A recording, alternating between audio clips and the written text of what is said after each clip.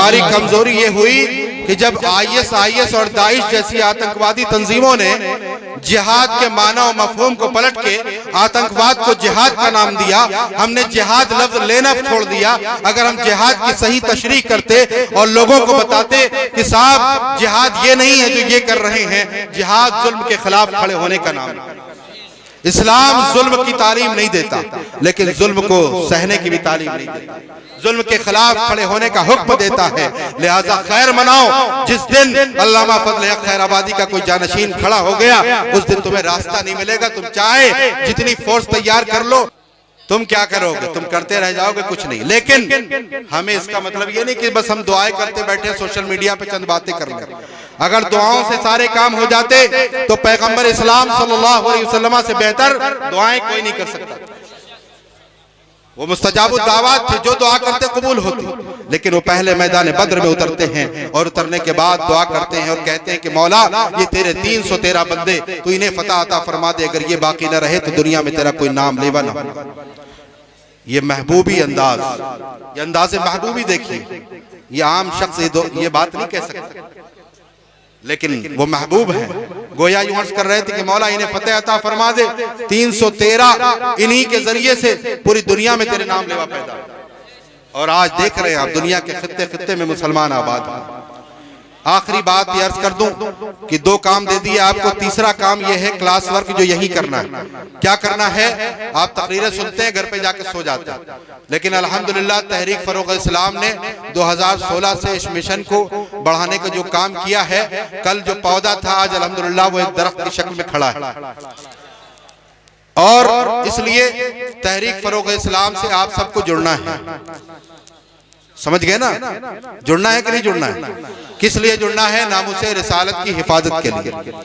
उधर membership camp लगा हुआ है कोने पे, आप लोग वहां पे जाके अपना फॉर्म भरेंगे, नाम, address, mobile number, WhatsApp number, ताकि आपके पास तहरीक क्या कर रही है या आपके पास एक्टिविटीज आती रहे।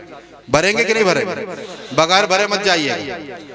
और दूसरा एक काम ये करना है, चूंकि हम इतनी बड़ी ताकत से टकरा रहे हैं कि बगैर असबाब वसाइल के भी हम नहीं बढ़ सकते। असबाब वसाइल का इंतजाम जरूरी है, भरोसा उस पर नहीं, भरोसा खालिक असबाब पर। लोग कहते हैं साहब हालात साजगार नहीं, हम बहुत कमजोर हैं। किसी जमाने में हमारे पास अफरादी कुव्वत और वसाइल बहुत नहीं रहे, लेकिन हमेशा हम कामयाब रहे।